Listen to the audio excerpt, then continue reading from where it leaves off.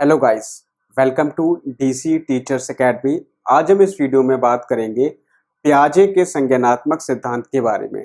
पियाजे का जो संज्ञानात्मक सिद्धांत है, आपके सीटेट एग्जाम में उससे लगभग 3 से 4 प्रश्न हर बार पूछे जाते हैं।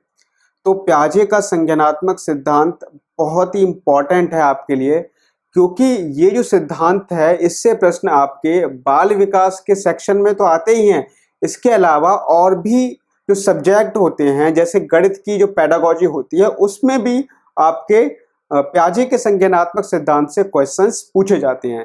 तो ये वीडियो आपके लिए बहुत इंपॉर्टेंट है, शुरू से लेकर एंड तक देखिएगा। तो चलिए स्टार्ट करते हैं। पियाजे के संज्ञानात्मक सिद्धांत में आपको पता है कि पियाजे ने संज्ञानात्मक अवस्थाओं को, विकास की अवस्थाओं को 4 भागों में बांटा है। कौन कौन सी अवस्थाएं हैं वो? पहली अवस्था होती है संवेदी पेशीय अवस्था, और दूसरी अवस्था है आपकी प्राक संक्रियात्मक अवस्था, तीसरी होती है ठोस संक्रियात्मक अवस्था, और चौथी होती है औपचारिक संक्रियात्मक अवस्था। इतनी बात क्लियर हो गई। अब देखो, ठोस संक्रियात्मक अवस्था को हम मूर्त संक्रियात्मक अवस्था भी कह देते हैं। ठीक है, ठोस संक्रियात्मक अवस्था को हम मूर्त संक्रियात्मक अवस्था या फिर अनौपचारिक संक्रियात्मक अवस्था भी कह देते हैं। ठीक है, इसके अलावा देखो औपचारिक संक्रियात्मक अवस्था, औपचारिक संक्रियात्मक अवस्था को हम अमूर्त संक्रियात्मक अवस्था कहते हैं। क्या कहते हैं? अमूर्त संक्रियात्मक अवस्था। तो ये 4 अवस्थाएं हैं जो पियाजे ने बताई हैं, किस विकास की 4 अवस्थाएं। ठीक है, अब देखो यहां पर हम बात करेंगे सबसे पहले संवेदी पेशीय अवस्था की। संवेदी पेशीय अवस्था क्या होती है, इसकी क्या विशेषताएं होती हैं? तो देखो, ये जो है आपकी जन्म से लेकर के 2 वर्ष तक होती है। पहली बात, जन्म से लेकर के 2 वर्ष तक हो गई। दूसरी बात, किसी वस्तु को पकड़ना, प्रायः उसे मुंह में डालकर उसका अध्ययन करना। तो इसमें क्या होता है, इसमें बच्चा किसी भी वस्तु को का जब अध्ययन करेगा तो उसको मुंह में लेकर के अध्ययन करता है। आपने ऑब्जर्व किया भी होगा कि जो बच्चे होते हैं इस एज में, वो क्या करते हैं, कोई भी वस्तु जो हम देते हैं तो उसको मुंह में लेकर के क्या करते हैं, उसका अध्ययन करते हैं। ठीक है, तो इस तरीके से इस अवस्था में बच्चे अध्ययन करते हैं। इसके अलावा देखो, इसको 6 उपअवस्थाओं में बांटा गया है। पियाजे ने इसे 6 उपअवस्थाओं में बांटा है। तो वो उपअवस्थाएं कौन कौन सी, उन्हीं को हम देखते हैं। चलिए, पहली जो उपअवस्था है वो है प्रतिवर्त क्रियाओं की अवस्था। प्रतिवर्त क्रियाओं की अवस्था, इसकी जो अवधि होती है वो 30 दिन होती है। प्रतिवर्त क्रियाएं, रिफ्लेक्सिव एक्शंस। रिफ्लेक्सिव एक्शंस क्या होते हैं? देखो, जैसे आपने देखा होगा बच्चा क्या करता है, इसमें मैक्सिमम चीजों को मुंह में लेकर के चूसता है। तो चूसना क्या हुआ, एक तरीके का रिफ्लेक्सिव रिएक्शन हुआ। इसके अलावा और भी रिएक्शंस होते हैं, जैसे मोरो रिफ्लेक्सिव रिएक्शन, मोरो रिफ्लेक्स। इसमें क्या होता है, बच्चा, आपने देखा होगा कि बच्चा अपने बाहों को, जो अपने हाथ, दोनों हाथ होते हैं उनको फैला लेता है। ठीक है, दोनों हाथों को फैला करके चिल्लाने लगता है, रोने लगता है। ठीक है, चिल्लाता है, दोनों हाथों को एकदम से ऊपर की तरफ करता है इस तरीके से। तो ये जो, इसको हम कहते हैं मोरो रिफ्लेक्स। ठीक है, तो ये कुछ चीजें होती हैं, रिफ्लेक्सिव रिएक्शन जो होती हैं वो आपकी 30 दिन तक रहती हैं। ठीक है, इसके अलावा देखो प्रमुख वृत्तीय प्रतिक्रियाओं की अवस्था, इसकी जो अवधि होती है 1 मंथ से 4 मंथ तक की होती है। प्रमुख वृत्तीय प्रतिक्रियाओं की अवस्था, इस अवस्था में यह होता है कि इसमें बच्चा क्या करता है, जो प्रमुख जो प्रतिवर्त क्रियाएं होती हैं, ठीक है, प्रतिवर्त क्रियाओं में कुछ हद तक वो परिवर्तन कर लेता है, कुछ हद तक प्रतिवर्त क्रियाओं में परिवर्तन हो जाता है, और क्या करता है, उनको वो दोहराना प्रारंभ कर देता है। क्योंकि यहाँ पे जो वृत्तीय प्रतिक्रिया होती है ना, उसका मतलब होता है दोहराना। ठीक है, इतनी बात आप समझ के अब आप आ जाओ गौड़ वृत्तीय प्रतिक्रियाओं की अवस्था। वो इस अवस्था में क्या होता है, इस अवस्था में बच्चा वस्तुओं को उलटने पलटने में अधिक आनंद लेता है, वस्तुओं को उलटने पलटने में अधिक आनंद लेता है, और ऐसी क्रियाओं को करता है जिससे उसको मजा आए, जिससे उसमें उसको मजा है, आनंद आए। ठीक है, उसको रोचक लगे, तो वो ऐसी क्रियाओं को करता है। तो मोस्टली इस अवस्था में क्या करता है, बच्चा जो है वस्तुओं को उलटने पलटने का कार्य करता है। समझ में आ गया? इसके अलावा जो है हमारी वो है तृतीय वृत्तीय प्रतिक्रियाओं की अवस्था। ये जो होती है ये आपकी कहाँ से कहाँ तक होती है, इसके बाद है गौड़ स्कीमेटा के समन्वय की अवस्था। ये जो होती है 8 महीने से और 12 महीने तक की होती है। ठीक है, 8 महीने से 12 महीने तक की होती है। इसके अलावा इसमें होता क्या है इसमें बच्चा जब किसी वस्तु को छुपा दिया जाता है तो उसको ढूंढने का प्रयास करता है। ठीक है, वो सोचता है कि वो वस्तु कहाँ गई। ठीक है, आप एक बार वस्तु को उसके सामने से एक जगह छुपा के रख दो, ठीक है, तो वो क्या करेगा, उस वस्तु को ढूंढने का प्रयास करेगा। ठीक है, तो ये किसमें होता है, ये गॉड स्कीमेटा के समन्वय की अवस्था में होता है। इसके अलावा ये इस अवस्था में बच्चा दूसरों का यानी बड़ों का अनुकरण करके सीखता है, बड़ों का अनुकरण करके सीखता है। ठीक है, तो ये हो गया गॉड स्कीमेटा के समन्वय की अवस्था। इसके अलावा है तृतीय वृत्तीय प्रतिक्रियाओं की अवस्था, ये 12 से 18 महीने तक होती है, तृतीय वृत्तीय प्रतिक्रियाओं की अवस्था। तो देखो इस अवस्था में होता क्या है, इस अवस्था में जो तृतीय वृत्तीय प्रतिक्रियाओं की अवस्था है, इस अवस्था में बच्चा वस्तुओं के गुणों को सुधार एवं त्रुटि के सिद्धांतों के आधार पर सीखता है। वो वस्तु को ऊपर से नीचे गिराने में अधिक आनंद लेता है, मतलब वस्तु को ऊपर से नीचे गिरा करके सीखता है कि यार क्या वस्तु में आखिरकार है क्या, ये तो क्या करता है बार बार ऊपर से नीचे गिराएगा। ठीक है, आप इस अवस्था में उसको मोबाइल दे दो तो भी वो क्या कर देगा, फेंक देगा आपका। तो ध्यान रखना कि इस अवस्था में बच्चों को मोबाइल ना दिया जाए। इसके अलावा देखो मानसिक संयोग द्वारा नए साधनों की खोज, ये 18 महीने से 24 महीने तक की होती है। इस अवस्था की विशेषता क्या है, इस अवस्था की जो विशेषता है वो विशेषता ये है कि इस अवस्था में बच्चे के अंदर वस्तु स्थायित्व का गुण आ जाता है। वस्तु स्थायित्व के गुण का मतलब क्या है, देखो समझो। वस्तु स्थायित्व के गुण का मतलब ये होता है कि आपने बच्चे के सामने कोई वस्तु रखी, कोई चीज रखी, अब कुछ टाइम बाद आप उस वस्तु को हटा लो। कुछ टाइम बाद जब आप उस वस्तु को हटा लोगे तो वो बच्चा के दिमाग में वो वस्तु रहेगी कि हाँ कोई वस्तु यहाँ पे थी। तो वो क्या करता है, आप जब वस्तु को हटा लोगे तो रोने लगता है कि हाँ यार वस्तु थी। लेकिन अभी तक आपने देखा 3 से 4 महीने की अवस्था में, 3 से 4 महीने की अवस्था प्रमुख वृत्तीय प्रतिक्रियाओं की जो अवस्था होती है, इसमें बच्चा क्या करता है, अगर आप वस्तु को हटा भी लोगे ना तो वो भूल जाता है कि कोई वस्तु उसके सामने थी।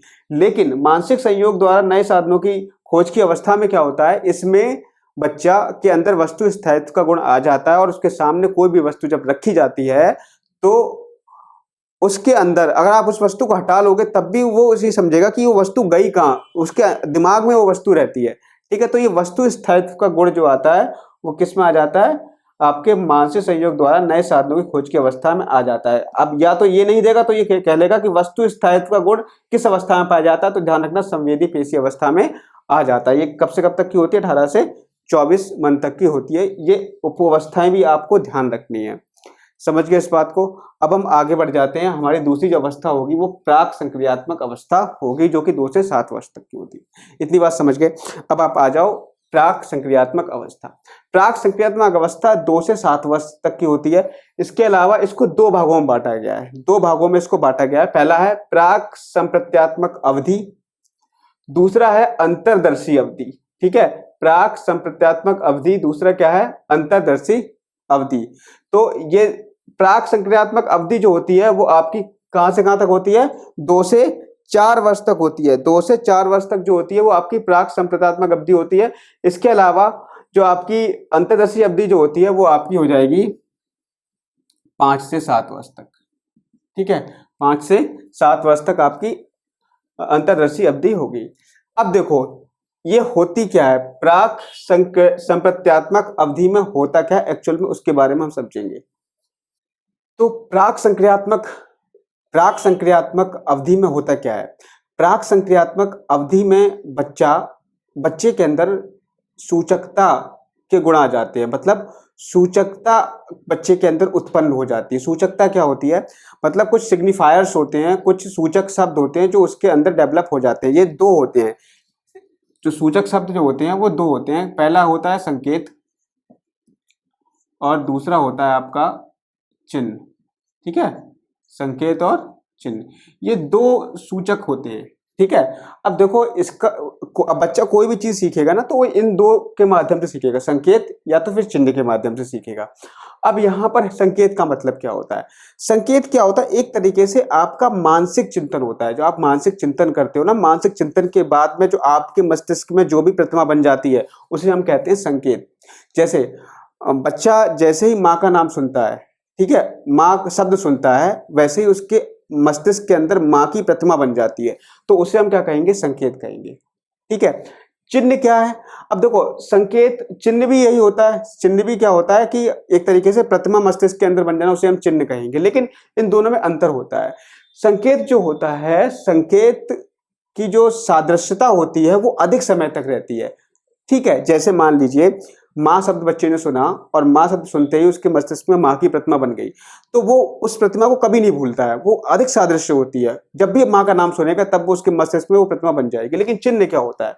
चिन्ह क्या होता है? जैसे शब्द और भाषा, अक्षर जो होते हैं, शब्द होते हैं, ठीक है। जैसे शब्द, मान लो किसी ने शब्द उसको बोला कि बेटा क्या कर रहे हो, अले अले क्या कर रहे हो, इस तरीके से हम बच्चे को बोलते हैं ना, प्यार करते हैं, तो वो जो चिन्ह होते हैं उसके मस्तिष्क में जो शब्द डेवलप हो जाते हैं, ठीक है, जो शब्द डेवलप होते हैं वो कुछ समय के लिए, अधिक सादृश्य नहीं होते हैं, उससे जो प्रतिमा बनती है वो बहुत कम समय के लिए बनती है।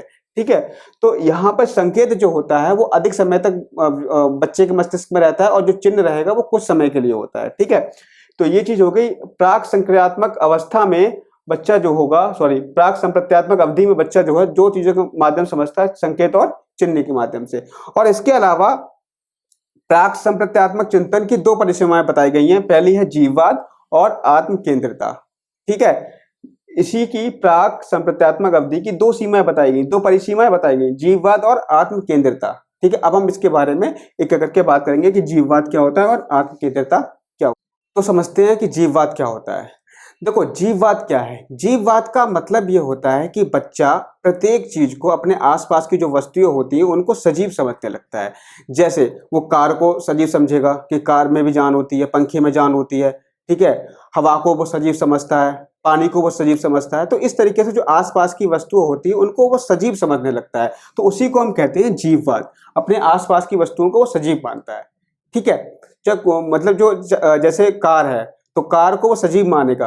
ठीक, इसके अलावा देखो आत्म केंद्रिता। आत्म केंद्रिता जिसको हम कहते हैं इको सेंट्रिसिज्म। तो ईगो सेंट्रिसिज्म क्या होता है, मतलब आत्म केंद्रिता क्या होती है? आत्म केंद्रिता का मतलब होता है कि बच्चा अपने आसपास की वस्तुओं को ही अपना संसार समझता है। मतलब वो ये समझता है कि जितना भी संसार है वो केवल मेरे आसपास ही घूम रहा है।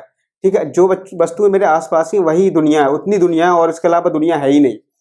ठीक है, तो वो अपनी क्या करता है, आसपास की दुनिया को ही अपना क्या मानता है, संसार मानता है।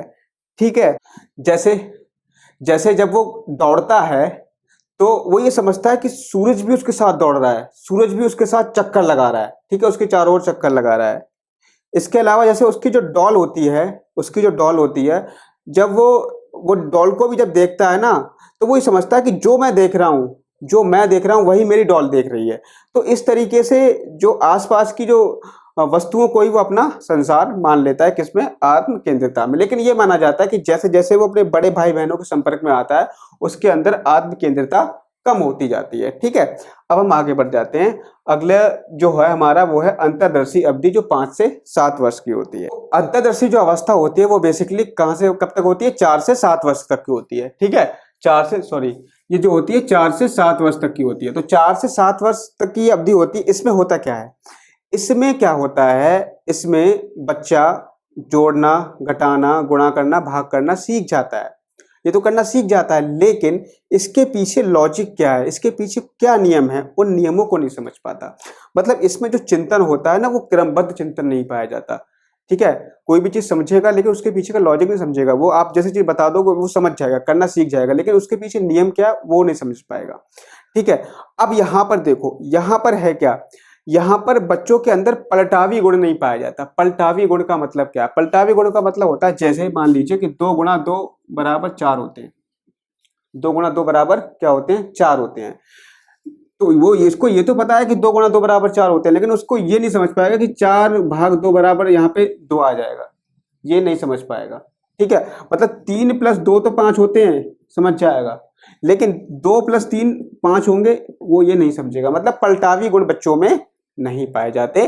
ये किसकी विशेषता है? आपकी अंतर्दर्शी अवधि। ये 4 से 7 वर्ष की होती है और इसमें बच्चे ये क्रमबद्ध चिंतन इसमें बच्चे के अंदर नहीं पाया जाता। जोड़ना, घटाना, गुणा करना, भाग करना सीख जाता है, लेकिन उसके पीछे नियम क्या होते हैं वो उनको वो नहीं सीख पाता।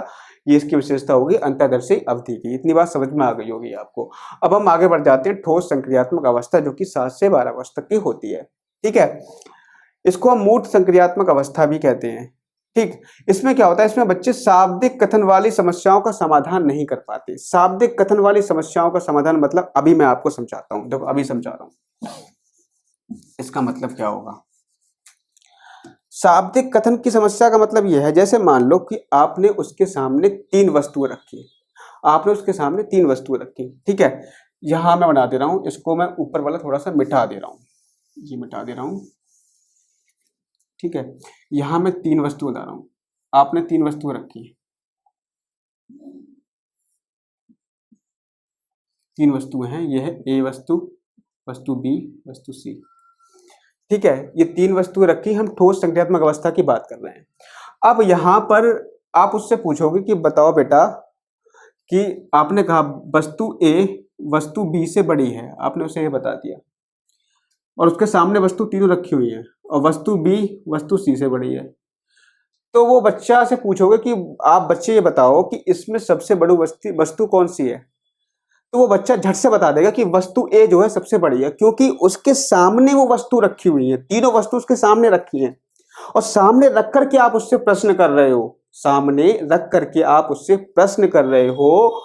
तो आप एक चीज ध्यान रखना, आपने उससे प्रश्न किया, क्या किया कि वस्तु ए वस्तु बी से बड़ी है और वस्तु बी वस्तु सी से बड़ी है, तो आप बताओ कि सबसे बड़ी वस्तु कौन सी है। तो बच्चा कह देगा कि वस्तु ए सबसे बड़ी है। क्यों बता दिया उसने? क्योंकि ये तीनों वस्तु उसके सामने रखी थी, ठीक है। अब देखो, अब मैंने आपने बच्चे से पूछा कि बताओ कि रीना मीना से बड़ी है और मीना अंजलि से बड़ी है, बताओ सबसे बड़ी कौन है। तो बच्चा नहीं बता पाएगा, नहीं बता पाएगा बच्चा। क्यों नहीं बता पाएगा? क्योंकि बच्चा इसमें शाब्दिक कथन वाली समस्या का समाधान नहीं कर पाता है। शाब्दिक कथन वाली समस्या का समाधान इस अवस्था में बच्चा नहीं कर पाता है। ये चीज आपको ध्यान रखनी है। समझ में आ गई होगी, ठीक है। समझ गए ना? आप जो शब्दों के माध्यम से पूछोगे उसका समाधान नहीं कर पाएगा, लेकिन अगर आप उसको सामने वस्तु रख दोगे तो उसका वो समाधान कर देगा। इतनी बात आपको समझ में आ गई होगी। दूसरी चीज क्या है? पलटावी गुण। पलटावी गुण जो है बच्चे में आ जाते हैं। जैसे मैंने आपको बताया था कि अगर 3 + 4 बराबर आप 7 कर रहे हो तो बच्चा समझ जाएगा कि 4 + 3 बराबर भी 7 होगा। इसके अलावा अगर आप 2 × 2 बराबर 4 कर रहे हो, ठीक है, तो बच्चा समझ जाएगा कि 4/2 बराबर भी क्या होगा? 2 होगा। ये बच्चा समझ जाता है, मतलब पलटावी गुण उसमें आ जाते हैं। इसके अलावा इसके ठोस संक्रियात्मक अवस्था में 3 महत्वपूर्ण संप्रत्यय विकसित होते हैं बच्चे के अंदर। पहला है संरक्षण, दूसरा है संबंध, तीसरा है वर्गीकरण। संरक्षण का अर्थ क्या होता है? संरक्षण का अर्थ ये होता है कि आपने, जैसे फॉर एग्जाम्पल, मैं आपको एग्जाम्पल देकर के भी बता दूं।